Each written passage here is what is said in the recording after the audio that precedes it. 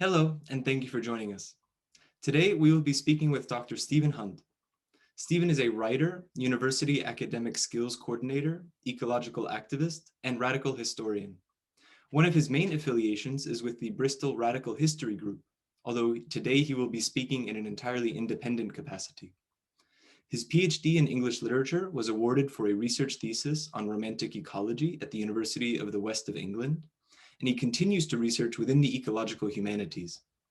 He was a founding member of the Bristol Kurdish Solidarity Network, part of the Kurdistan Solidarity Network, and he is the editor of Ecological Solidarity and the Kurdish Freedom Movement Thought, Practice, Challenges, and Opportunities, which is the first peer-reviewed book in English on the ecological pillar of democratic confederalism. This collection is scheduled for publication in October 2021 by Rowman and Littlefield as part of the Lexington book series on environment and society. Stephen, thank you so much for joining us today. Okay, thanks, Connor. Thanks for inviting me along. Lovely to talk. Perfect, lovely for me as well. So as I mentioned a little bit, but can you say a bit more about your background, specifically how you became interested in politics and in particular with ecology? Yeah, sure. I suppose I was a child of the 1970s. So at that time, I think even as a child, I was interested in tree planting and in Save the Whale. I think I took a Save the Whale petition into class when I was about 10 or something like that. I was also quite anti-fox hunting. I was taken along to fox hunts by my grandfather as a child, who was a fantastic countryman and probably taught me lots about the natural world. But also, as a being working class as a follower rather than as a rider, of course, but I think I was always very maybe intuitively anti-hunting and those sorts of things. I suppose I was thinking about some of the cultural influence that would have sort of politicized me growing up. Things like the two-tone movement was very important, I think, probably for quite a lot of people of my generation. Probably saved a lot of kind of working class kids in terms of their approaches. So obviously anti-racist, very anti-apartheid, which was obviously a major issue in those years. But I think also probably a wider culture of resistance there as well, in terms of opposition to nuclear weapons, part of the peace movement. So I think that was quite a political thing. Also, and then in thinking about kind of those kind of influences, anarcho-punk came along around about the early 80s as well at school time, and I think those you're probably very open to those kind of ideas then, so that would have been even more important or even more explicitly political. So bands like Crass and Flux Pink Indians and the Mob were all very of interest at that time, very, very political. Also, yeah, being born in the late 60s, being brought up in the 70s and early 80s, I'd probably also say that the 60s generation was still quite recent and quite influential. So we were very much kind of looking back to the politics of that era. So that would have been all important. I think probably also thinking about it,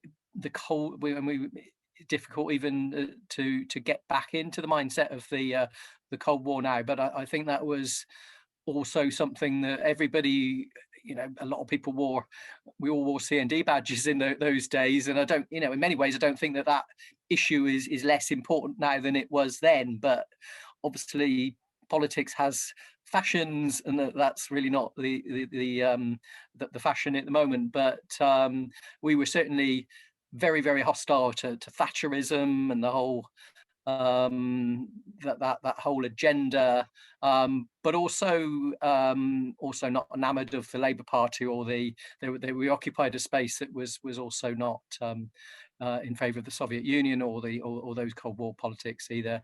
Certainly by the time we got into the sort of mid 80s, that would have been important.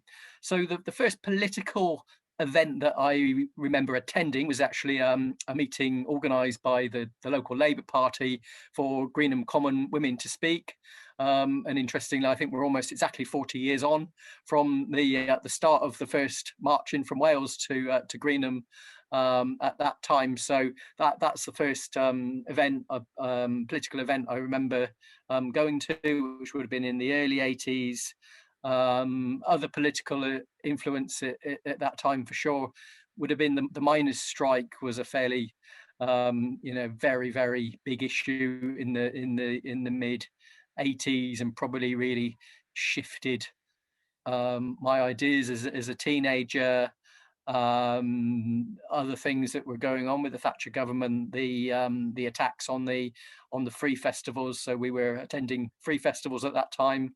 On the day of the Battle of the Beanfield, the convoy went past our house, and I remember waving to travellers, children, babies, goats, dogs who were part of that procession, little knowing what was going to happen following the two free festivals earlier, what was going to happen to them in the Battle of the Beanfield in 1995. So all those would have been important political influences. So as I became more politically involved in direct action. So as I was a student and working sort of into the later 80s and 90s, I was involved with hunt sabbing, very involved with the anti-roads movement as well, which is also something that's being reflected upon quite a lot at the moment in terms of its influence and the obviously the danger that there's going to be a new road protest, a new roads program coming in, but also a student of English and history at the time, so that would have been important. And I suppose probably approach this from a slightly different approach, maybe from other people in the movement. I don't know. I sort of came from a more of a humanities background, so that would have been important for me. And my main academic interest then, which was developing and has developed since, was an interest in romanticism.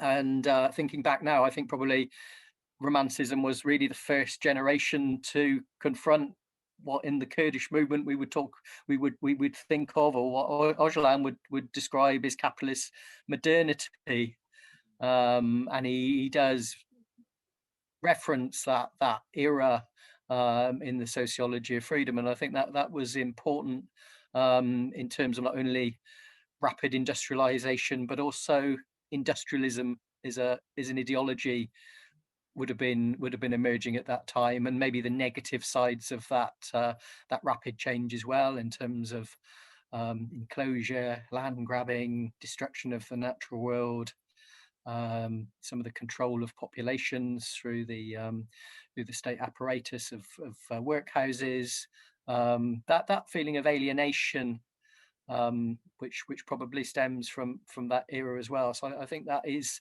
still an important period, and also it's something that I came to think of as an ongoing process. So I became quite interested in one of the as I started doing my research more seriously, one of the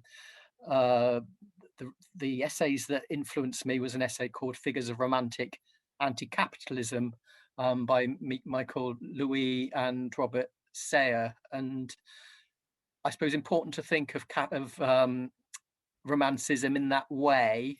So it's something that in a way links the far right to the far left, all sorts of other cultural influences. What they do have in common is that disillusionment and antipathy towards capitalism, which I think is a very important influence. And I suppose, yeah, again, we're talking about romanticism with a capital R here. We're talking about romanticism is a form of resilience, resistance, re-envisioning, maybe not romanticism in terms of sentimentalism or nostalgia in that small r sense. So I think that was very important. And I think it's also interesting that Michael Louis has written about libertarian Kurdistan and is sympathetic to the movement. So I see that in that definition, I see that as an ongoing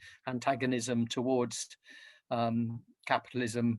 In fact, that's Marx has said as much, that as long as there's capitalism, there will be this this opposition in however that's formulated, and many of those ways could be very negative as well. I'm not idealizing all forms of romanticism by any stretch of the imagination, but there's certainly libertarian socialism I would see is coming through that tradition.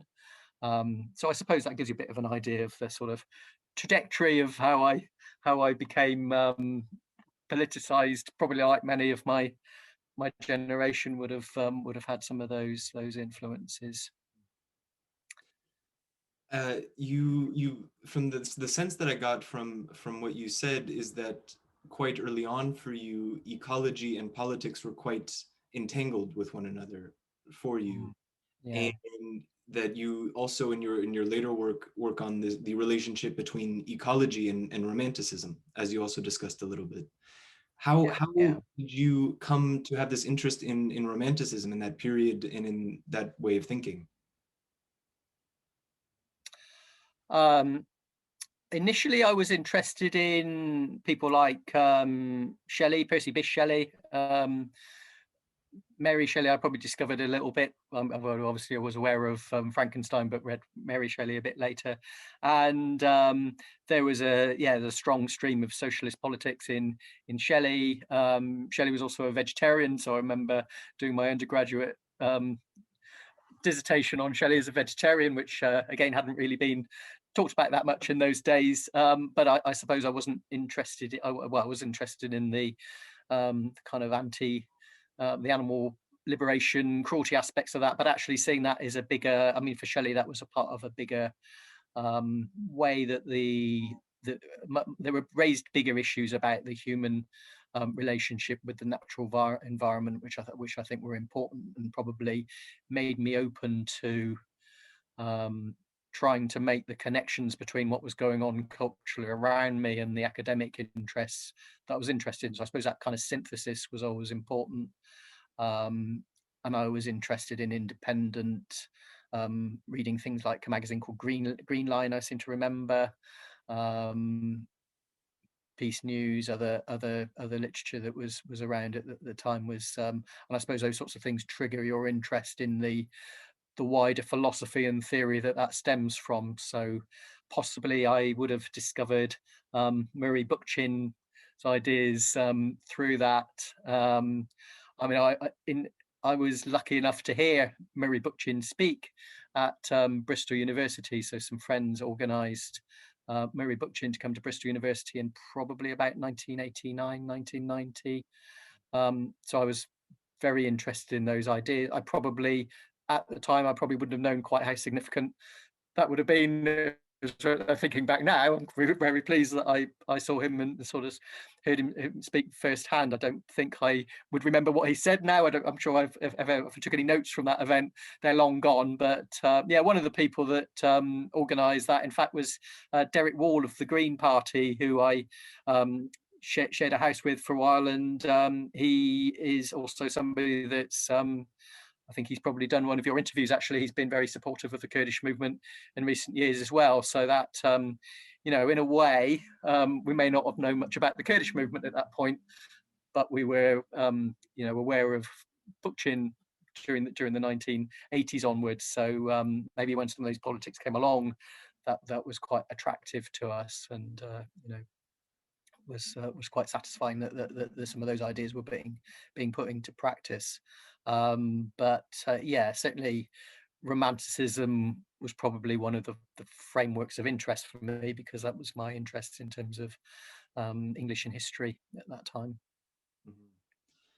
Thank you. And as I mentioned before, you are also have long been involved with the Bristol Radical History Group. Can you tell us a bit about that group, how it was founded and emerged, and the work that it does, and also how you became involved in it? Okay, yeah. I mean, I suppose what was quite attractive to me for the Radical History Group is it's a group that's been going for quite a long time. So it started in 2006, I believe. I probably attended some of the meetings in the early days. They were very much about outreach. Again, a very political history group, as the name suggests, but quite an interesting approach, really. I mean, in terms of the origins of the group, came partly from the sports group, a sports group called the Eastern Cowboys and Cowgirls, who were putting on sports, DIY sporting tournaments. They were, and still do, play around the world, and they're very much embedded in the local community as well. But they were involved with going to over to the Chiapas and supporting Zapatista projects, playing football there. Banksy was part of that contingent at the time, and there are links to this day in terms of raising.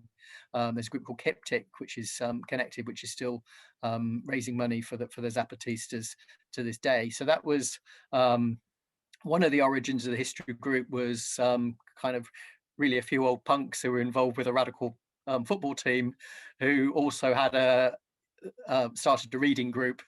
So the reading group that was attached to that was the origins of the history group. And I think it's been very successful. I mean, it's very, very eclectic. It's run, I think I'm right in saying, more than 300 events over the years. I became involved properly around about 2008. I wrote one of the pamphlets for them on the garden suburbs movement. So again, linking my interest in 19th, early 20th century history and social and in ecological aspects coming together there in some ways. And that was, that was very. It's been a very interesting group to be involved with. It's quite a large group. There's a lot of people in the group of generations of experience of people who've been politically active throughout their lives, right way back to the 1970s and even in 60s in some case, some of the comrades in the group. So that's very interesting. The range of interest is very broad. In terms of the sorts of things that are put on, obviously there's talks, but there's radical history walks. There's been performance events. There's even a puppet offshoot of the group. So it's very, very dynamic group.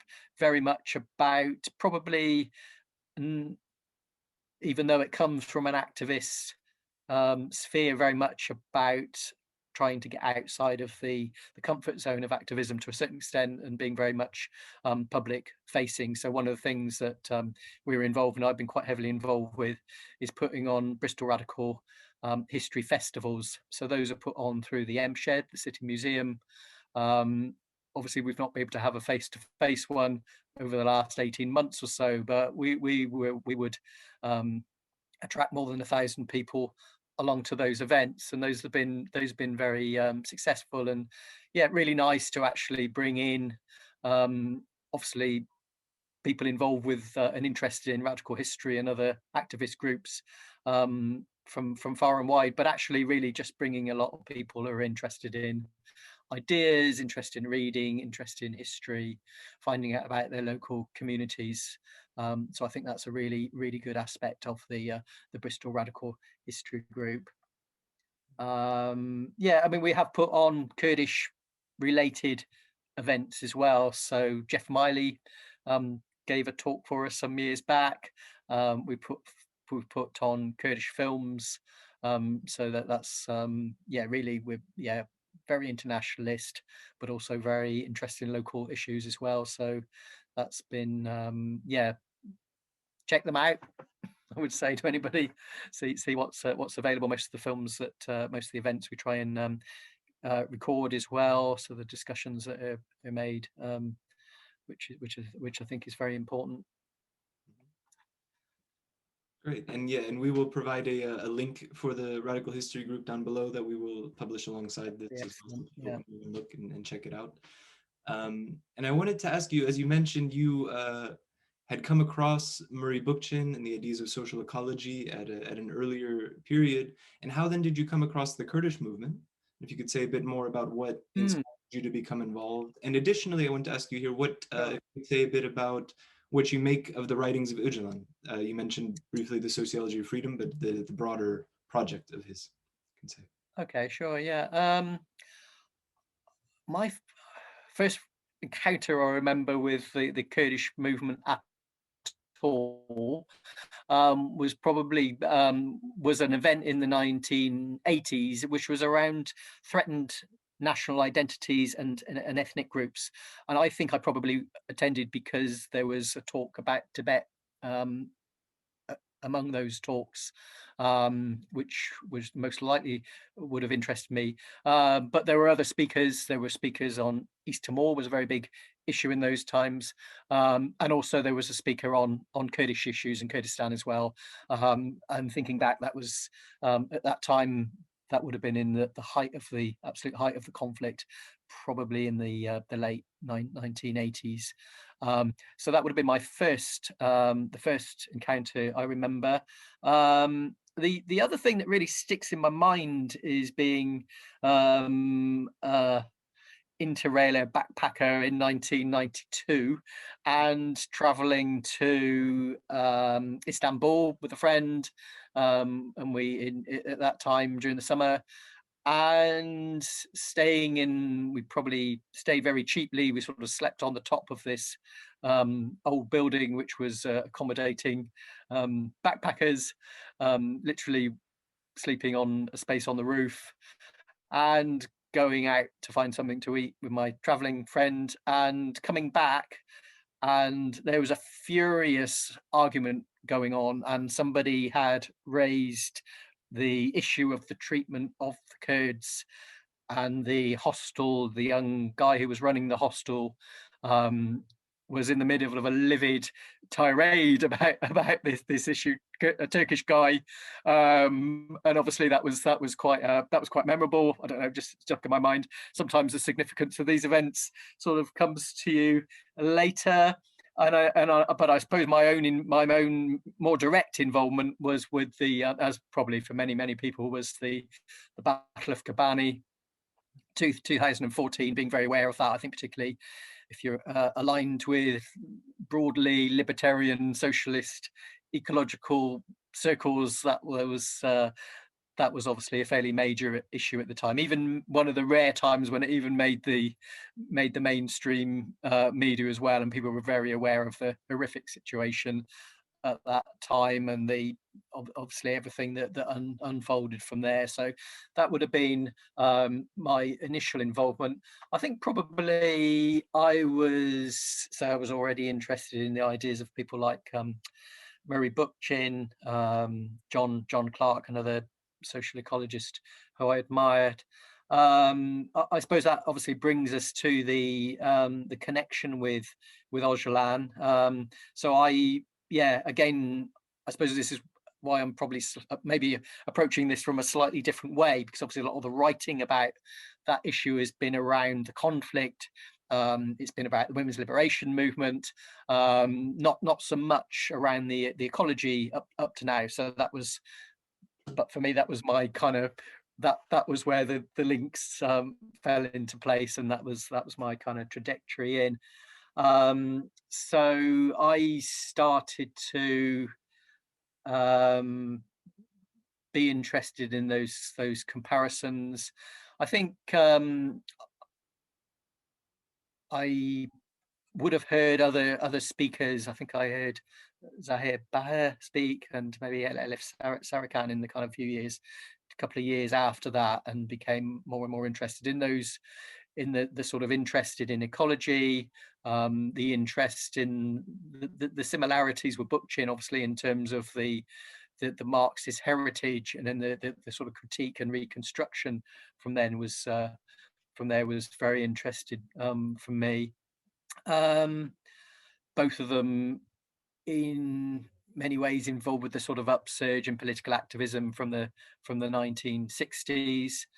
So that was how I became interested. From there, I in around about that time, there were others in Bristol. We thought that we should have it'd be excellent to have a Bristol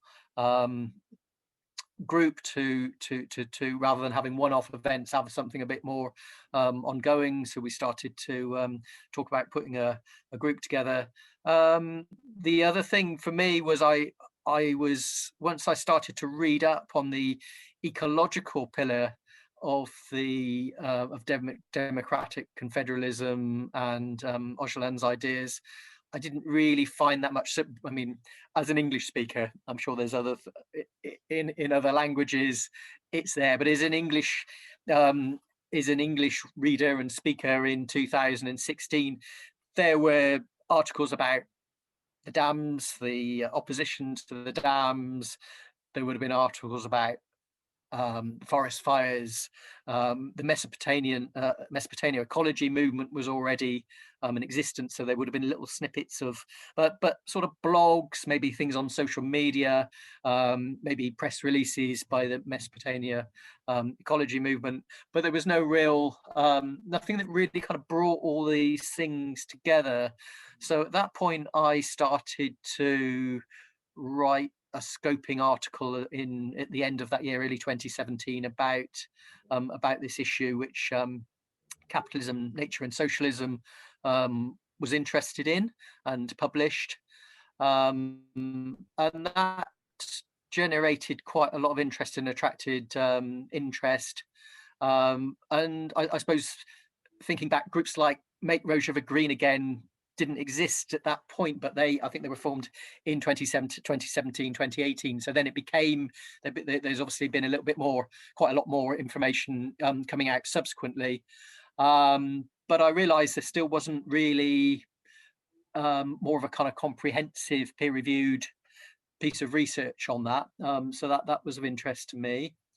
Just going back to the ideas of Öcalan, I think probably what impresses me most is the idea of having a coherent program of change, and I think that's really maybe what we lack more in terms of the movements in the West. Unfortunately, we tend to be very reactive for all sorts of good reasons, but at the moment we're there's obviously the Black Lives Matter movement in Bristol. We've been very much involved with the Colston campaigns. There are campaigns around, obviously Afghanistan will be reaching the top of the list at the moment, deservedly so.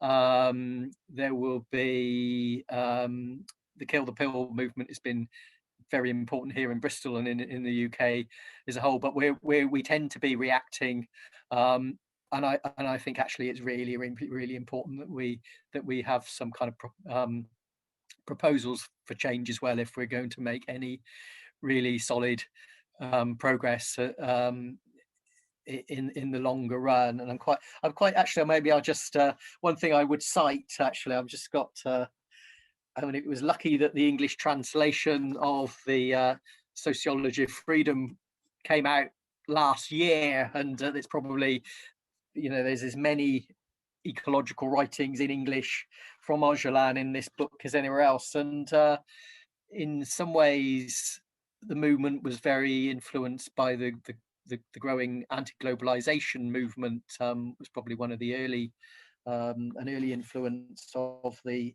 change in the Kurdish movement that came about in the new paradigm.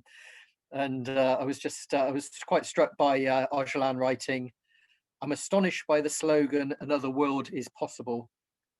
The fact that this slogan is presented as if it were an important discovery only reinforces my astonishment. Now that the massive problems of modernity are out in the open, the ship of the system is already sinking and falling apart piece by piece, and even nature is rebelling. Such a slogan presented like a new discovery leaves me speechless, since the problems and madness of the ruling modernity characterized by capitalism, industrialism, are now perfectly apparent. But should we not be content with criticism, modernity's main elements, but ask, what alternatives can you come up with, and what can you actually build?" And it's a real, I think a lot of us in the West are quite really, it's very difficult to decide where to put your energy much of the time, to be honest.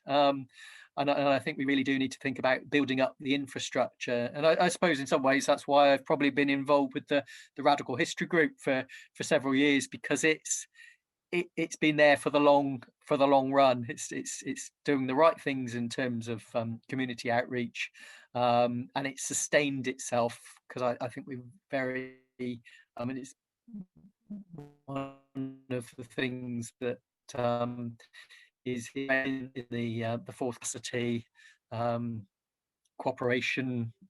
Jackson have the slogan, resist and build, which I think is very, very important, that we have that critique, but also that forward-looking approach as well. So for me, one of the most important things about Öcalan's writing, obviously the extraordinary situation in which that writing and thinking has been undertaken as well, in terms of writing as a legal defense, probably not having access to much of the key material that we would have access to, but that real attempt to synthesize and reinvigorate the political radical tradition, I think, is very important.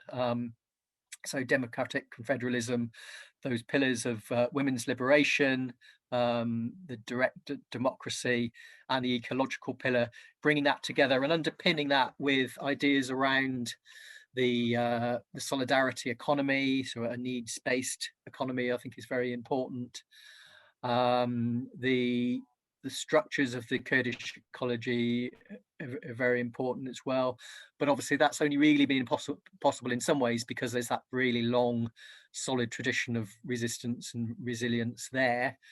So we need to think about what the relevance of that is beyond that very, very unique situation, which I think is important. So that would be some of the main areas I would take. I think, I mean, something else I've mentioned in some of my writing is that Ruth Levitas writes about utopias, and I think the relevant point there is actually probably relevant to this program as well. It's that balance and having a dynamic program for change, which is quite pragmatic. So you need enough detail so that you've got a real program there, rather than another world as possible sounds great on a banner, but what does that mean? You need a little bit more of a program than that, but at the same time you don't want a dogmatic template that you're going to try and impose regardless of the cultural situation in the time, the historic and political and economic context that you're in. That needs to be borne in mind as well. So I think that's something that appeals to me, and I think is very valuable to that sort of vision and provisional approach. I think is very, very valuable to us. Absolutely. And this point that you mentioned about the need to really think about how relevant these principles and these approaches are in other contexts outside of the specific context of Kurdistan is very important. And I would like to come back to that a bit later. But first, I wanted to ask you, following on from this, as I mentioned in the introduction before, you are the editor of this forthcoming book entitled Ecological Solidarity and the Kurdish Freedom Movement Thought, Practice, Challenges, and Opportunities, which is a collection of writings from different people. Can you tell us a little bit about the book and also the process that led up to its publication? Yeah, absolutely. Yeah, so we sort of left off in the discussion earlier from the point where, I'd sort of written a scoping article for capitalism, nature and socialism that attracted a little bit of interest. Early last year, the acquisitions editor at Roman and Littlefield for the Lexington series on environment and society series, got in touch. He'd read the article, thought it was very much would be a valuable addition to cover in that series. So he approached me. I was in two minds about it. Clearly, I'm not Kurdish. In fact, I've not been to Kurdistan. I was feeling already that it was an important area to develop, and that those links between those different facets of social movements were very important to write about. The fact that I don't need to tell you these issues are really not being talked about in the mainstream media at all, was very, very important. So that opportunity to do that through a mainstream academic publisher was attractive to me. So on reflection, I suggested that an edited collection would be a better way to go. I don't feel like I'm in any way able to represent the Kurdish freedom movement in terms of content. That really would not have been appropriate politically or logistically. So they were pleased with that suggestion. Obviously, I already had a few connections, and one person that I'd spoken to, and in terms of the research I do, I really like to get beyond some of the published literature and the social media and speak to people face to face, find some of the primary sources. So that's what I've done with previous research projects I've been involved with. When I was writing about Kurdish ecology initially, through some of the talks I'd been to in Bristol and Brighton, I'd made contact with Ercan Ayaboga, who was one of the co-founders of the Mesopotamia Ecology movement, very, very articulate and knowledgeable speaker on Kurdish ecology. So he was he'd been willing to do an interview with me for some of my earlier sort of forays, if you like, into this area. So I was he was obviously a person that I contacted quite soon to see whether he would be willing to be one of the contributors. I mean, to be honest, I think it was almost essential that Ercan was involved with the project, and he was very, very generous with his time, very, very willing to support that project. And I suppose with the whole coronavirus situation coming along, suddenly around about that time, everything kind of closed down. We were sent we were back to home working. We were actually, I was never furloughed, but we were told that we needed to take a big block of annual leave, which I think was probably up to 3 weeks, at a time when we couldn't go anywhere because of the lockdown. Actually, that proved quite useful for me because I could really devote time to curating this project, scoping a little bit further, finding out. I had an idea, by then I had much more of an idea of the kind of content that should be included and what was important. I had a few connections already, and I was able to sound out people who were able to give first-hand accounts, many people from the Kurdish diaspora, other people who I would describe as activists, researchers, people involved with social movements and involved with the Kurdish Solidarity movement. So I was, really encouraged and pleased by the people who were very willing to contribute to the project. As I say, there really hasn't been that much else written about this area. I mean, the honourable exception is the Mate Rojava Green, again, book that came out a few years ago, but nothing that's kind of looking at the aspects of this project that we've been able to explore, because it's nearly 400 pages, so it's actually, we're really able to look at many perspectives. I suppose I'd call it polyvocal in terms of its coverage, in terms of the themes that we've been able to look at and explore. So I think it's much richer for being an edited collection. In some ways, the edited collection sort of reflects the diversity and the representation of the content in some ways, which I find quite appealing. I would say one of the things leading on from that was the project came together very well, I think, in terms of, I mean, it's, to be honest, it's an immense amount of work because I did work full time as well. But everything really went smoothly in terms of the contributors were terrific. The information came through, some fantastic contributions and images as well. The publishers have been very responsive and timely and very, very on it all the way through as well. So it's been putting the book together has been a pleasure. One of the things, again, I suppose, concerns about representation is the danger of sort of taking a more of an ethnocentric Western approach. So I think it's enabled, obviously, writers from the wider Kurdish diaspora are able to access the literature in Kurdish and Turkish and other languages. So that's been a huge benefit to get that information there for an English speaking readership and audience. I think will be terrific, and I think that will be a real strength.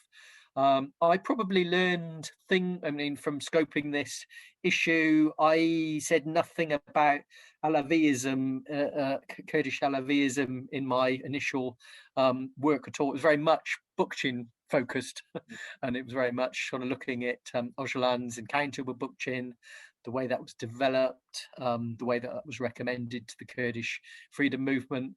As I probably explored more, I realized that actually much of the Kurdish, many of the aspects of the Kurdish ecology movement were already falling into place by the time Öcalan started reading Bookchin, which would have been around 2003-4. A lot of those ideas were already there, even going back to the 1990s. There were, even in the 1992 Earth Summit, there was literature around that time voicing concern about the impact of the Turkish dam building construction and the impact that would have on the ecology and also the geopolitics of the region as well. So that this stuff does go back further. Certainly the other threads that go back before 2004 and democratic confederalism would be around the anti-dam movement. Hassan Keith became an international, probably one of the most high-profile international movements. So that was important, and also the Zapatista uprising in the mid-1990s and the whole anti-globalization movement that followed that.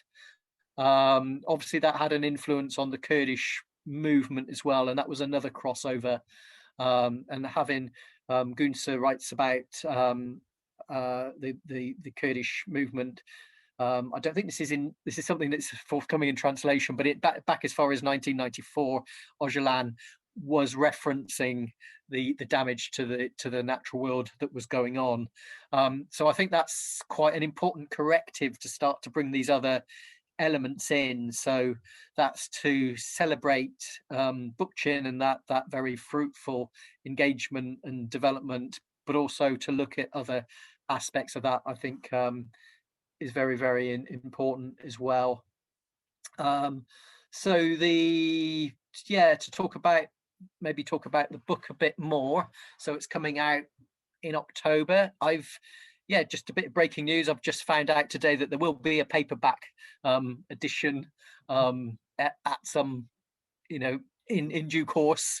So in a later publication. So, that's coming out in October. In terms of the content, it starts obviously for the Environment in Society series. I think there's always a balance to be made, and I suppose that's something I've been concerned with in terms of the editing and the curation of this, is getting that balance between the negative aspects of the ecological crisis, the horrendous genocide, the horrendous conflicts that are going on across the Kurdish region and across the Middle East, and indeed across the world, but at the moment, but not so addressing that in terms of context. So looking at the real threats in terms of climate change from the perspective that area in particularly. So there's obviously that's a global issue, but there's particular concerns in Rojava and across the Kurdish region. So that's important.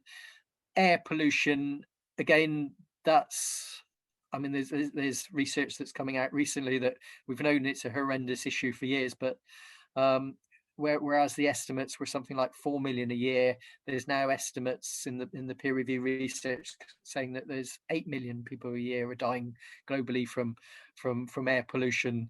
And within the Kurdish region, there's particular issues with obviously the oil industry, the conflict that's going on there, particularly exacerbating that situation. The fact that there's, for historic reasons, under the Ba'athist regime, there was no refining of oil, so that was taken elsewhere. So the oil that's used is, stuff is run off of diesel generation. So that's, again, and that's one of the contradictions that, we're not airbrushing. We're one of the interests is that kind of tension between those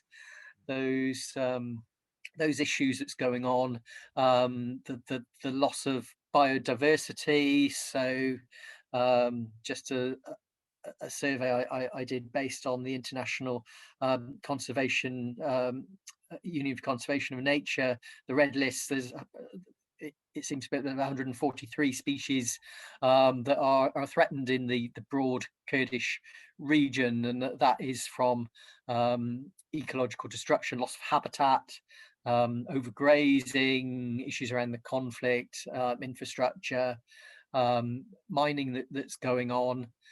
So I've looked at many, in terms of sort of contextualizing it at the start, looking at the impact of mining, soil degradation, conflict as ecological destruction as a source of conflict, ecological destruction as a weapon of conflict. So the weaponization of water, the destruction of the forest as a weapon of war. So that's something that Pinar Dink looks at in some detail in one of the contributions to this collection, for example. So those are all really important issues. Obviously, the conflict is an overarching issue across the region that's very much a part of that. But it's also looking at trying to look at the implementation of democratic confederalism. So looking at the ecology structures as a part of that program. So again, Ercan Ayboga was terrific at obviously elaborating and explaining that the way that the Mesopotamia ecology movement is since 2005, with that decision to include the ecology pillar of democratic confederalism, sort of within the next decade after that, then there are ecology assemblies, or in Rojava, the appropriate committee will be for health and ecology. So there's been big efforts to include that within the participatory decision making. So the ecology assemblies they run on the co-chair system. So they will need a proportion of women to be there to be quorate. There will be a woman and a man chairing those meetings. So they're very much in keeping with the rest of the movement.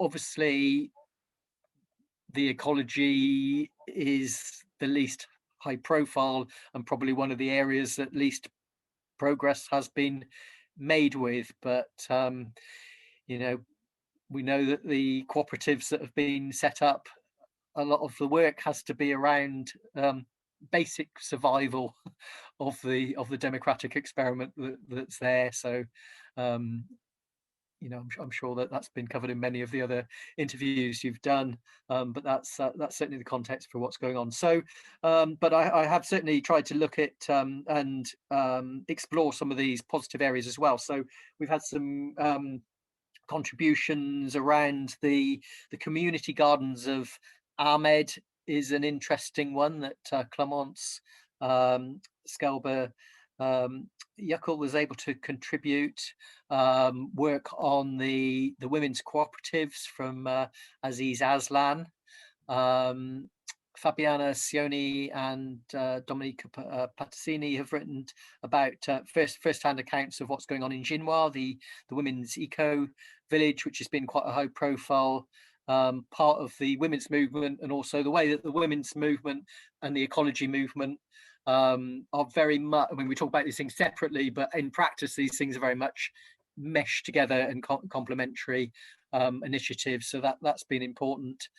Other initiatives that we've talked about was make Rojava green again, being able to speak to Mackenzie Kizildir, I'm pronouncing her name correctly, who's the co-chair of the Ecology Commission of the HDP in Turkey. She was very generous with her time and very keen to talk about these issues, and you really get a feel for the way that ecology is absolutely integrated and embedded in the Kurdish project, and very, very keen that it's not marginalized, very, very keen that climate change has an impact on every other aspect of social and political justice and economic issues.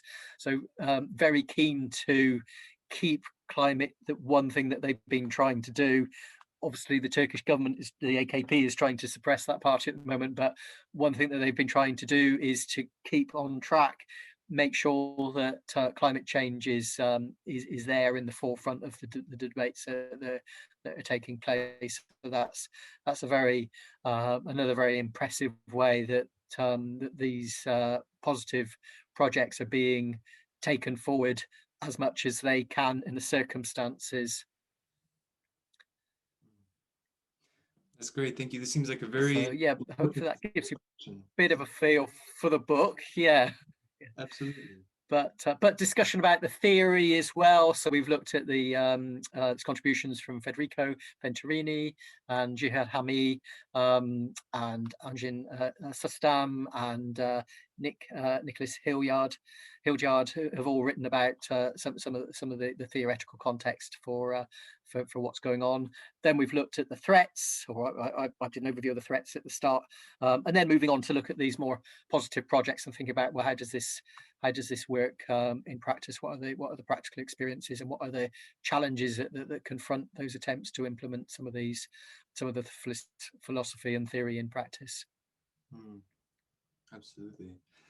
To follow on, to continue on this line of discussion, you've been speaking about a bit as areas that are covered in the book, the ecological conditions and challenges faced in the broader Kurdistan region and in Rojava in particular. Can you elaborate a bit, or say a bit more, to the extent you are able, about the ecology projects that have been undertaken in Rojava in particular? As you were saying, that there's this great challenge and tension because of the conditions they are in, and that they are struggling for survival. But also both you could say locally or in the region, and then this internationalist dimension involving Make Rojava Green Again and other initiatives like that. Yeah. Okay. Yeah. Yeah, I mean, Make Rojava Green Again works through the internationalist commune of Rojava. It's very much embedded. So it's the internationalists will work with those groups. That it's very much connected to the assembly that the international and the academy, sorry, that the internationalist commune have been setting up. So they've been, in terms of the kind of practical work, they've been, obviously there's a consciousness raising educational aspect to that through the academy and through the wider solidarity movement. They've been attempting to support water projects. They've been attempting to support some of the agricultural cooperatives and those projects. So a big, because of because of the historic legacy of Rojava and the Ba'athist regime, that part of North Syria, it was actually forbidden to grow a diversity of crops. There was an imposed monoculture, very heavy use of chemicals and pesticides. So really very very important to to support what's going on now with the economic embargo is very, very important to re-establish that diversity of agriculture. And Michael Pimber writes about the importance of food sovereignty, is another essay in the book, in fact. So that was what they were dealing with. So that was one aspect. I mean, I'm not quite sure. I really think that the whole coronavirus situation has probably put some of those international projects on the back foot a little bit, and I'm not quite sure. And with the intensification of the attacks upon northern Syria as well, I'm not sure how far that is proceeding right up to the moment. I've not seen so many very recent communications. The other group that I've been in touch with, they are referenced in the book, but I've been in touch with them much more recently through Gulistan Sido, who was a co-founder of a group called Greentress, and they're based in Kamishli, and they've got a very ambitious project that was started in the autumn of 2020 to plant 4 million trees in northern Syria, because the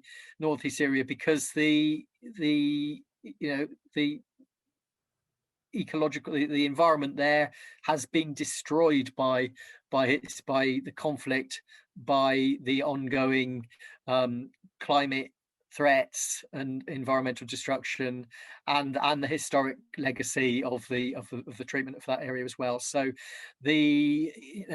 in terms of the long-term viability of that area, those are very, very important projects. So they're planting obviously water-resistant plants, drought-resistant plants. They're planting food plants, vines, pomegranates, all sorts of other edible plants. But they're also planting, trying to recover some of the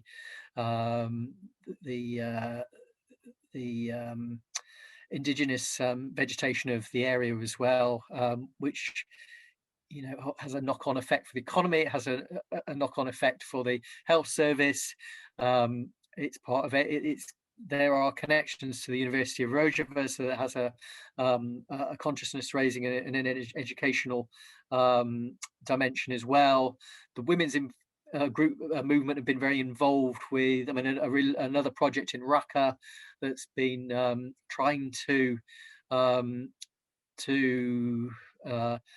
do mass tree planting. It really is a way of almost like a very, very practical ecological and economic reasons, but also as a way of a very positive way of dealing with elements of post-traumatic stress, I would say, as well. So the significance of the term green tress, sometimes it's translated as green strands, sometimes it's translated as green braids.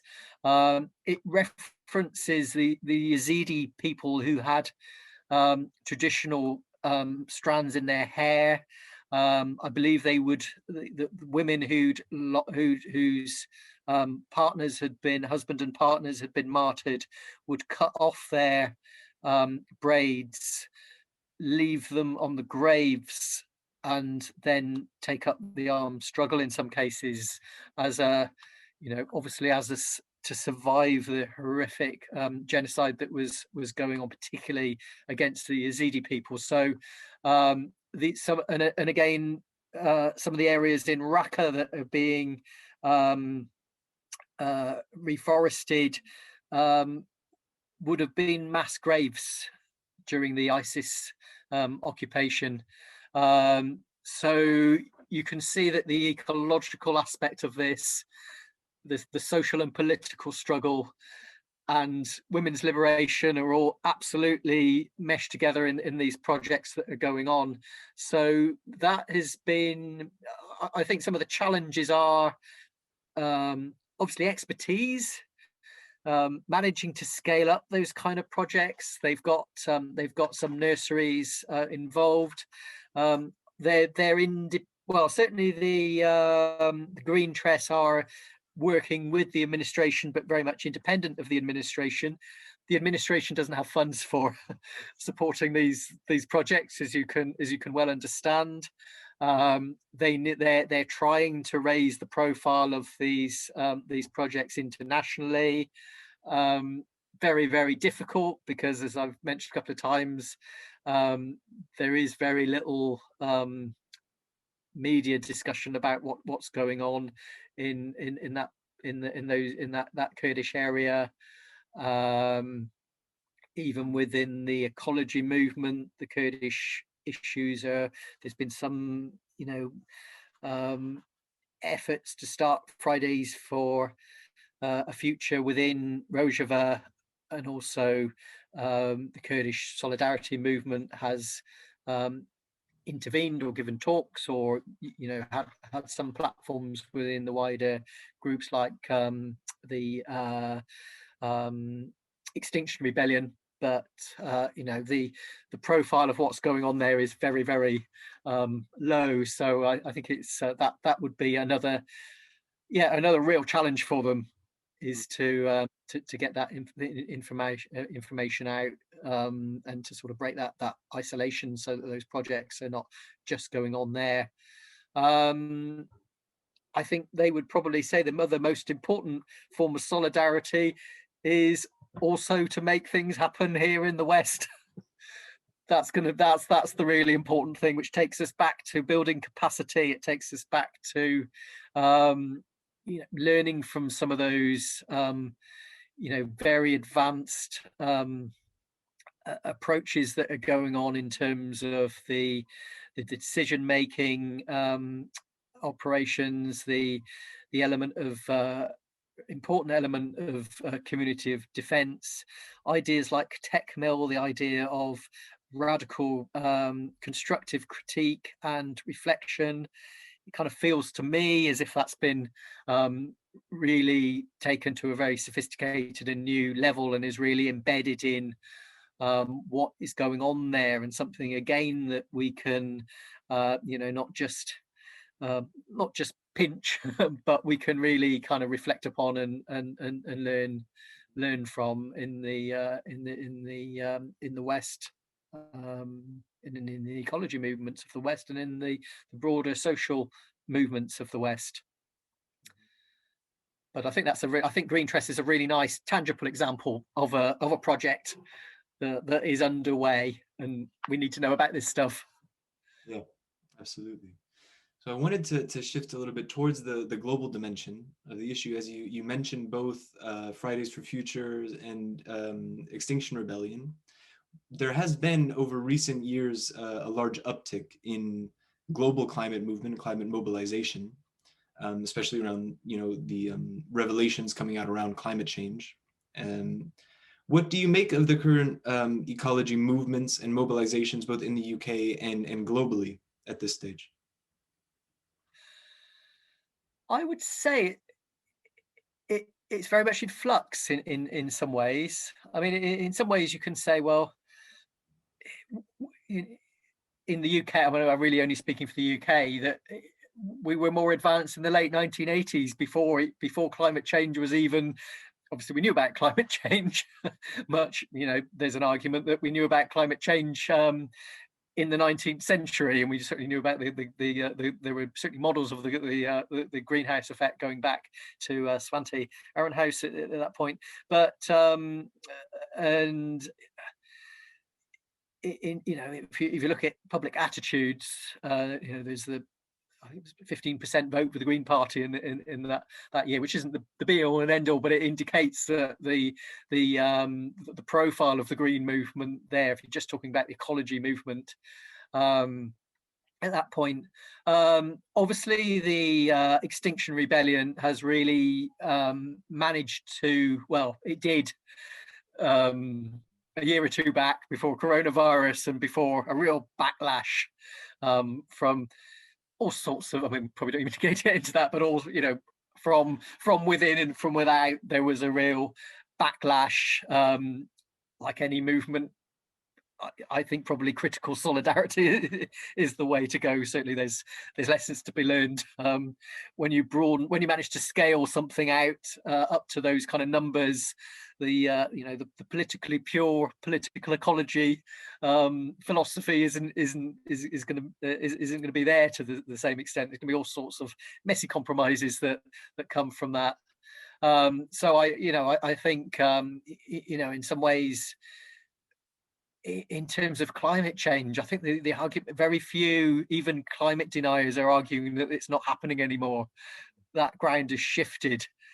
There may be all sorts of ground, there's all sorts of debates about ineffectual responses, that it's maybe not human made is probably still something that's being held, but the idea that climate change is not happening is a very difficult position to defend now, and I think that has really shifted in recent years.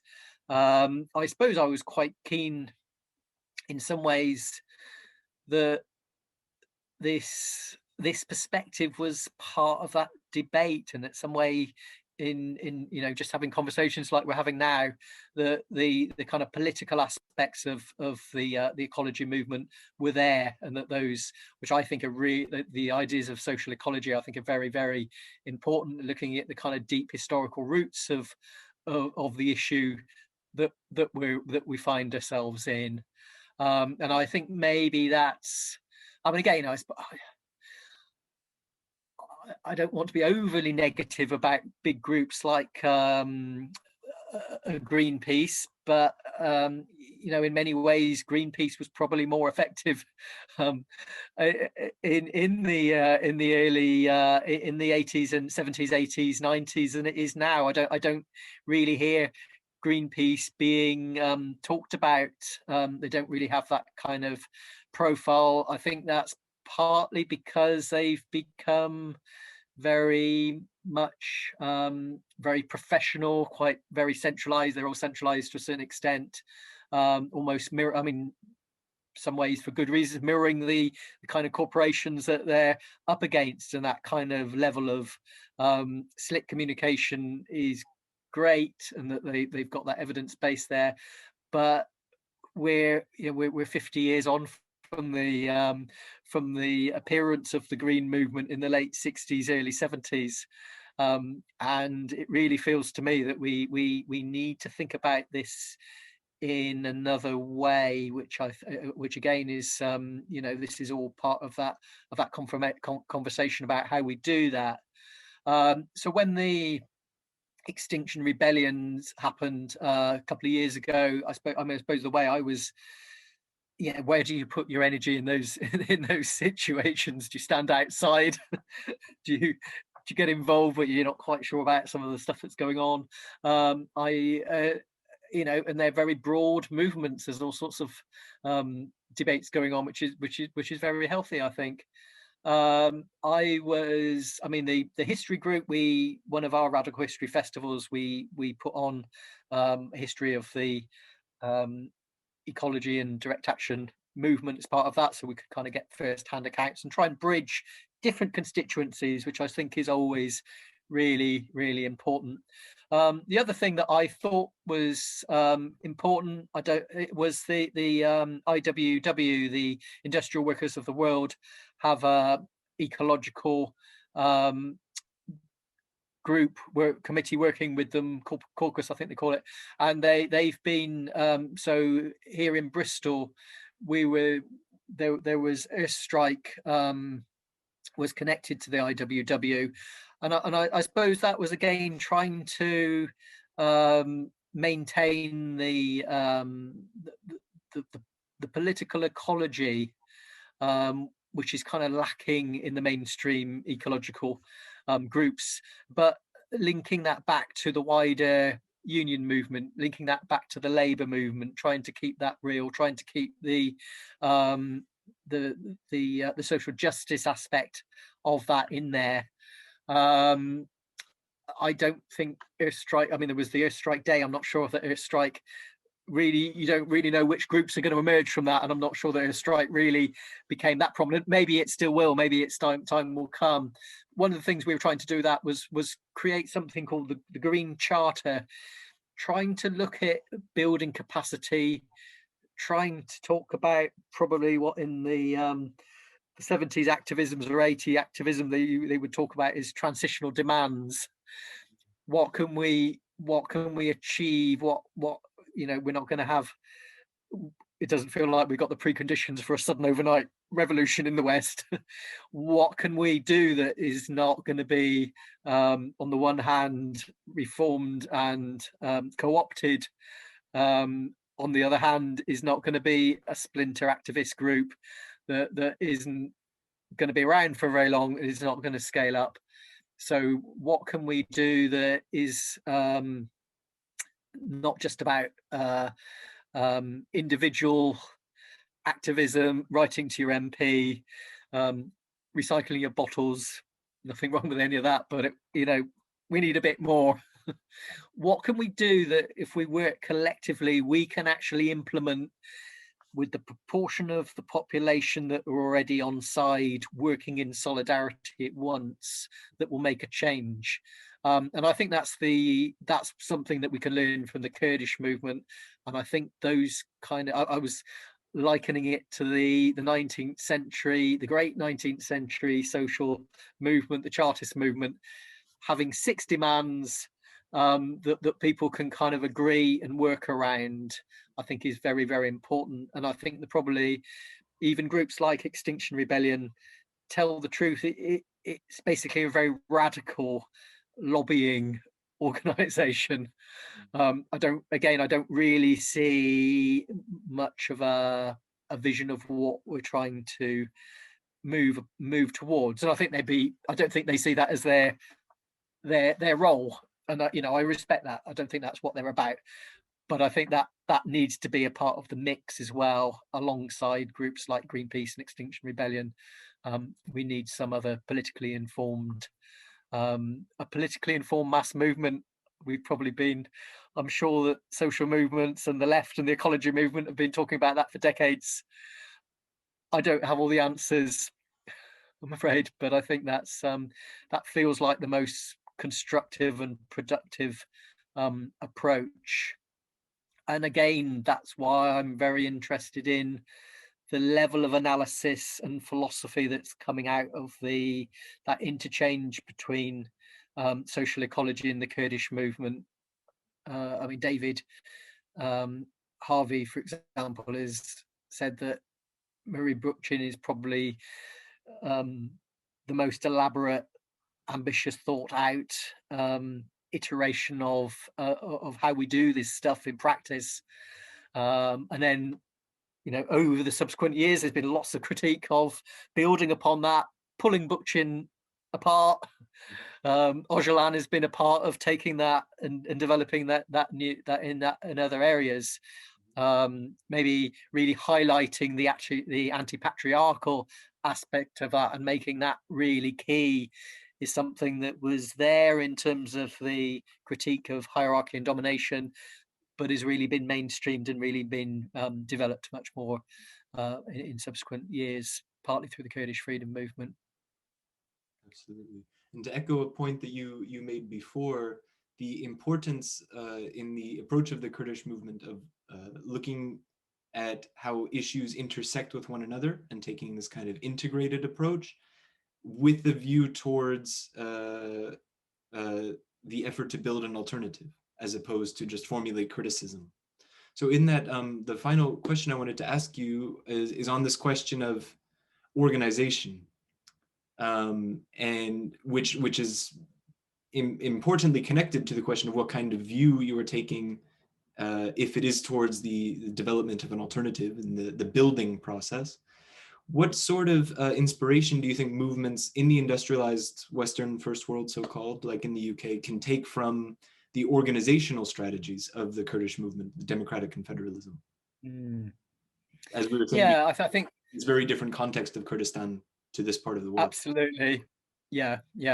I think it's probably maybe summarising and consolidating some of the points that we've touched upon. Really, I think it's that aspect of social solidarity is very, very important and very difficult to establish here in terms of the polarization and alienation of communities here. But I think that's something that we need to take community outreach very seriously. I think sometimes we sort of will give lip service to it, but not you know, that it takes a lot of work. It takes a lot of speaking to, a lot of awkward conversations, a lot of you know, speaking to constituencies outside of our maybe traditional comfort zones. I think the economic aspects are very important. I think it's very, I suppose another thing that is very important actually is to talk about the high quality of life and this idea of the free life and this idea of having a decent standard of living and putting a needs-based economy at the center of what we do, I think is very, very important. And I think if we're going to win people over, we really need to accentuate those positives. And I think probably quite a lot of people, if this was being communicated and articulated and discussed, would find the whole left ecological offer a lot much more palatable, because I think that's really important. I suppose give an example, maybe the potential for the open source movement to, once you start opening information and you start making technology and resources open, then you really can do, you can raise the you can raise the standard of living for many more people without the consequences of trying to do that through economic growth and trickle down economics. You can really improve people's life without destroying the foundation of the economy in the longer run. I mean, it's all going to be all provisional, all challenges, things like planned obsolescence. If we can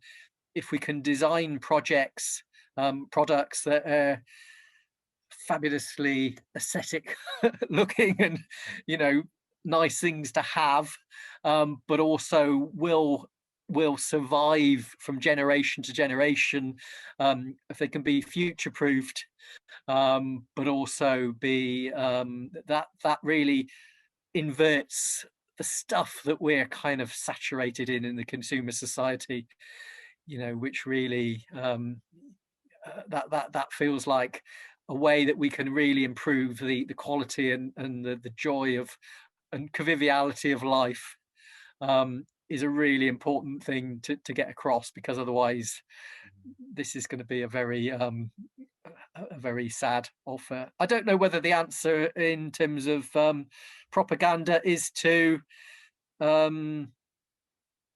be positive or to scare the shit out of people. I don't know. Probably different for different people, but you know, there's obviously those two approaches. I don't know what I respond to. You know, we're all dealing with this stuff, but you know, there's obviously I suppose it's having a diversity of tactics and communications and forums and formats in order to do this. Yeah, exactly that, and the reflexivity to learn as we go. Absolutely. Yeah. Well, I think with that, of course, there's much more that we could say about all of these things, but with that, I think, unfortunately, we've run out of time. Thank you so much for speaking with us. Are there any final thoughts you'd like to leave with in closing? No, that's great. Yeah. Thank you again so much, Stephen. It was a pleasure. Okay, thanks. Yeah. Thank you very much.